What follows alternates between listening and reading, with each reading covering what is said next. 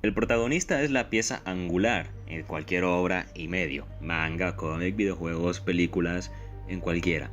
Generalmente este es el primer elemento que se crea y junto al antagonista slash villano suele ser el personaje más importante de su historia. Pero, ¿cómo crearíamos a un buen protagonista?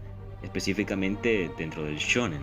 Bueno, vamos a dar una respuesta a ello pasando por los puntos que yo considero principales en un protagonista. Debo aclarar algo más. Estos aspectos los puedes aplicar obviamente si tu protagonista es planteado para un videojuego, un cómic, incluso una serie, un libro, puedes aplicarlos perfectamente.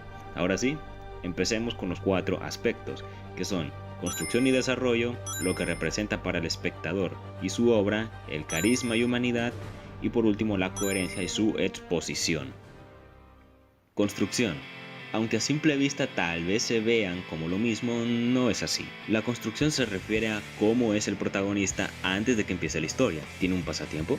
¿Le teme a algo? ¿Tiene seres queridos? ¿Sufrió tragedias o tuvo una vida tranquila? ¿Cómo es su forma de ver el mundo? ¿Es experimentado o muy inmaduro? ¿Tiene algún lugar especial al que va? ¿Está sano o está enfermo? ¿La forma en la que está construido es útil para avanzar la historia? Hazte todas estas preguntas y trata de responderlas de la forma más profunda que puedas. El desarrollo, por otro lado, puede verse de dos formas que son igual de buenas si las trabajamos bien. La evolución o crecimiento del personaje y su deconstrucción. No me extenderé demasiado en definirlas ya que para eso haré un video extra. Pero de manera sencilla, la evolución la interpretaremos como la forma en la que el protagonista aprende y va mejorando, ya sea en su forma de pelear, sus relaciones con otros personajes, superar alguna traba psicológica, etc. La deconstrucción se basa en provocar que el personaje se vaya demacrando, pero que sea a propósito. No vayas a confundirlo con una involución por mala escritura. Las deconstrucciones generalmente se usan en obras de un corte que sea maduro, dentro de la demografía que sea. Por lo tanto, puedes implementarlo perfectamente a tu obra si apuntas a un público adolescente y no necesariamente adulto. Cabe aclarar que lo más recomendable es ver esto como una escala de grises y no como blanco y negro. Puedes implementar a tu protagonista un desarrollo que tenga ambos elementos. El grado en que cada uno se presente ya depende de cosas como su función o lo que tú quieras mostrar con este, lo que representa para el espectador y su obra. Esto es muy importante, ya que junto al carisma, lo que el personaje signifique para quien vea la historia es lo que lo separará de los protagonistas olvidables y lo volverá uno que sea memorable. Puede ser un tema controversial, un sentimiento, una reflexión, una filosofía de vida. Tienes mucha cancha para jugar con esto, pero a su vez este personaje también tiene que significar algo dentro de su universo. Tal vez no deba ser lo que tenga mayor peso, puede ser un personaje secundario, puede ser el propio mundo, puede ser el villano, pero sí que tiene que importar para el desarrollo de los hechos, no solo porque es el protagonista, sino porque haya algo en él que lo vuelva diferente. Carisma y humanidad. Esto es sencillo. Si tu protagonista no tiene ningún tipo de carisma, será un personaje aburrido. Y no, con carisma no me refiero a que deba ser pues caras raras o ser dueño de un harén y... no hablo de esto. Me refiero a que sea alguien con una personalidad marcada. Por ejemplo, el carisma de Kenshin radica en el contraste que se nos da desde el primer capítulo entre el noble y entrañable vagabundo y el sanguinario Batusai. Esto además es la clave para que el personaje pueda evolucionar y a su vez lo que nos entrega muchos de los mejores momentos en el arco de Shishio. A esto me refiero, debe ser reconocible, no sentirse como otro Issei, otro Goku, otro protagonista arquetípico que ya tiene quemadísima a la gente. Haz un prota con un carisma que sea auténtico. Tal vez no deba ser lo más original del mundo, pero debe ser diferenciable, debe ser distinguible. Con humanidad hablo de que a no ser que estés creando una parodia o ese personaje en específico sea un chiste, no hagas bajo ningún motivo ni a un Gary Stu ni a una Mary Sue, olvídalos por completo.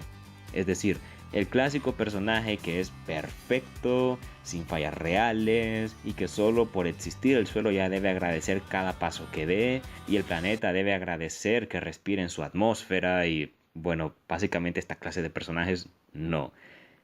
Por defecto las personas odiamos lo que es la perfección absoluta. Se nos hace odioso, así que intenta evitar esto. Y sí, seguramente me vas a decir, pero personajes como Kirito de Sword Art Online tienen éxito. Sí, pero fíjate por ejemplo en cómo los trata la comunidad. No es una excusa que porque el personaje es así, es súper perfecto, automáticamente sea un éxito, debas hacerlo. Porque si eso fuera la clave para crear un personaje que dé impacto, entonces ¿cómo justificas a otros protagonistas que son realmente buenos, pero tienen sus defectos, tienen sus virtudes, y aún así son incluso más queridos por la comunidad de lo que Kirito será jamás? A esto me refiero. Siempre hay una segunda ruta en estos casos.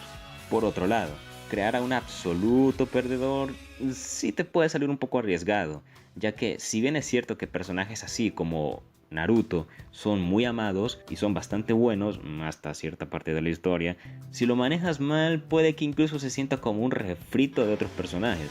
El protagonista debe ser alguien que tenga aciertos, que tenga cosas en las que es muy bueno, pero a su misma vez otras cosas en las que es malo o en las que falle. Puede ser alguien inmaduro, o a lo mejor es malo en cierto campo, o es muy cobarde, o es demasiado arrojado. Tiene que haber un equilibrio. Un ejemplo serían los hermanos Elric. Son protagonistas que son inteligentes, valientes, determinados y nobles, pero al mismo tiempo siguen siendo inmaduros, inocentes, muy impulsivos en ciertas ocasiones y hasta tercos, por lo que desde ahí se trabaja su desarrollo y nos permite ver cómo van creciendo en cada capítulo, lo cual me lleva al punto final de este aspecto. Un personaje sin fallas no puede evolucionar, por lo tanto es muy poco útil para tu obra, a no ser, como dije antes, que se trate de una parodia. Coherencia y exposición. Esto es algo donde varios protas del shonen caen, y honestamente muy mal. Y es que su exposición podrá tener todo el estilo de soundtrack que tú quieras, pero si no hay coherencia no pasará de ser solo un momento divertido, muy visual, quizás hasta épico, según el contexto, pero no dejará de ser un gran error y un gran daño para la obra en general. Con esto me refiero a que debe haber una congruencia con el actuar y las hazañas del protagonista. No puedes decir un día que hay X estado que ni un dios de la destrucción que ha ido milenios, sino es que millones de años ha dominado, para después decirme que el protagonista lo despierta no una, sino 3 veces en menos de una hora, y a la tercera lo perfecciona. Y de hecho el Migate no Goku es un buen ejemplo donde la exposición es muy buena, tiene muchísimo estilo, pero su coherencia es la misma que Ersa partiendo un meteorito con los huesos rotos. Pero como dije, esto no solo va con las hazañas, también con su actuar, ya que si estableces que tiene una forma de ver las cosas y luego nos muestras cómo traiciona sus principios vistos antes, a menos que lo hicieras intencionalmente para mover la historia a determinado rumbo, harás que el personaje se vea poco creíble. Por otro lado, la exposición no es más que el cómo introduces elementos en la obra. Esto es vital para evitar que tu transformación, objeto, poder o personaje no se vea sacado de la nada. Un ejemplo excelente y muy conocido de buena exposición es el Super Saiyajin de la saga de Freezer, la saga buena.